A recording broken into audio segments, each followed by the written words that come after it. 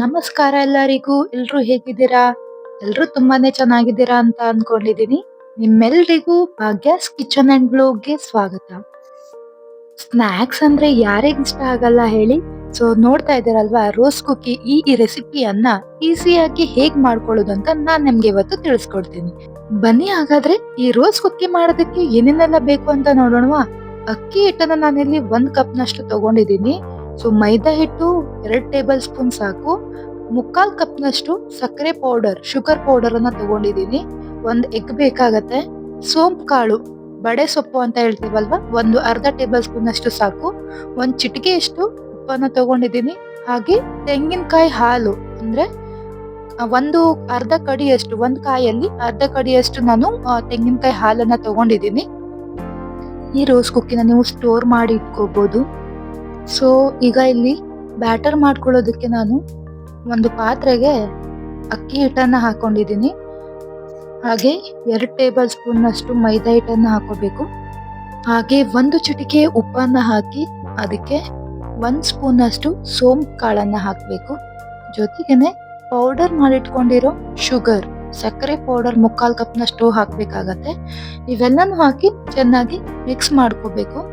ಚೆನ್ನಾಗಿ ಮಿಕ್ಸ್ ಮಾಡ್ಕೊಂಡಾದ್ಮೇಲೆ ನಾವೇನು ಕಾಯಿ ಹಾಲನ್ನ ತಗೊಂಡಿದ್ವಿ ಅಲ್ವಾ, ಅದನ್ನ ಸ್ವಲ್ಪ ಸ್ವಲ್ಪನೇ ಹಾಕಿ ಮಿಕ್ಸ್ ಮಾಡ್ತಾ ಬರ್ಬೇಕು.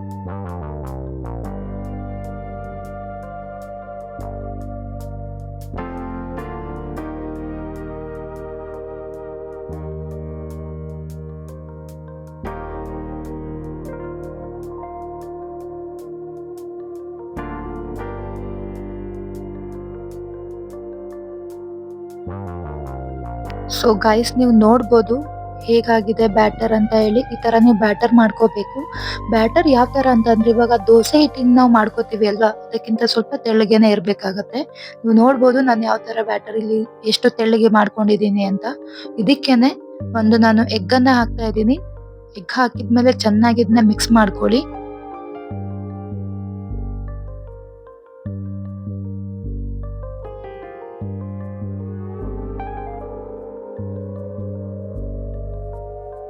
ಸೊ ಇವಾಗ ಒಂದು 70% ಕೆಲಸ ಮುಗ್ದಿದೆ ನಮ್ದು.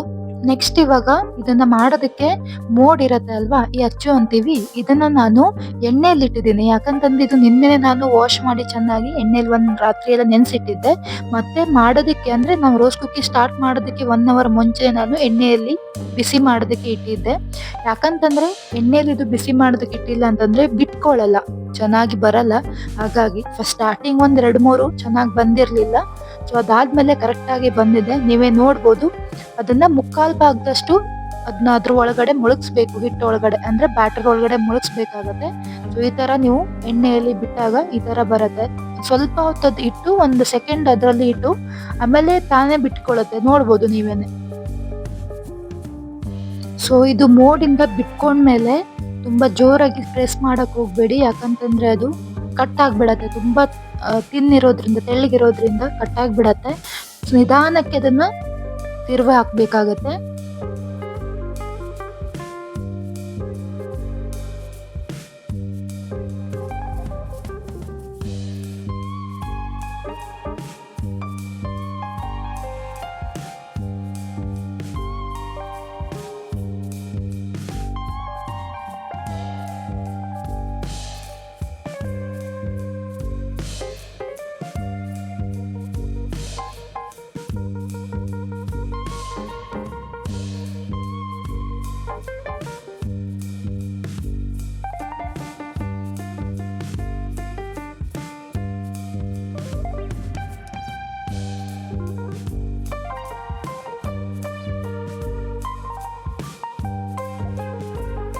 ಗ್ಯಾಸ್ ಅನ್ನ ಲೋ ಫ್ಲೇಮ್ ಅಲ್ಲೇ ಇಟ್ಕೊಳ್ಳಿ.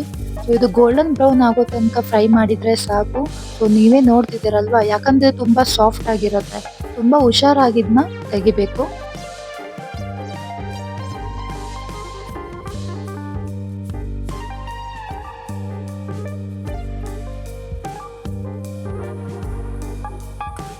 ಸೊ ಫೈನಲಿ ನಮ್ಮ ರೋಸ್ ಕುಕ್ಕಿ ರೆಡಿ ಆಗಿದೆ. ಈಸಿಯಾಗಿ, ಎಷ್ಟು ಈಸಿ ಅಲ್ವಾ ಮಾಡ್ಕೊಳ್ಳೋದು. ನೀವು ಕೂಡ ಮನೇಲೆ ಮಾಡ್ಕೋಬಹುದು. ಎಷ್ಟು ಕ್ರಿಸ್ಪಿ ಆಗಿದೆ ನೀವು ನೋಡ್ತಾ ಇದ್ದೀರಲ್ವಾ. ತುಂಬಾನೇ ಟೇಸ್ಟ್ ಆಗಿರುತ್ತೆ. ಮನೆಯವರಿಗೆಲ್ಲರಿಗೂ ಕೂಡ ತುಂಬಾನೇ ಇಷ್ಟ ಆಗತ್ತೆ. ನೀವು ಒಂದ್ಸಲ ಟ್ರೈ ಮಾಡಿ. ಹಾಗೆ ಕಮೆಂಟ್ ಅಲ್ಲಿ ತಿಳಿಸಿ ಯಾವ ತರ ಹೇಗಿತ್ತು ರೆಸಿಪಿ ಅಂತ ಹೇಳಿ. ಓಕೆನಾ? ಇನ್ನೊಂದು ಈಸಿ ರೆಸಿಪಿ ಜೊತೆಗೆ ಮತ್ತೆ ಬರ್ತೀನಿ. ಹಾಗೆ ನನ್ನ ಚಾನಲ್ ಅನ್ನ ಲೈಕ್ ಮಾಡಿ, ಕಮೆಂಟ್ ಮಾಡಿ, ಶೇರ್ ಮಾಡಿ, ಸಬ್ಸ್ಕ್ರೈಬ್ ಮಾಡಿ. Thank you.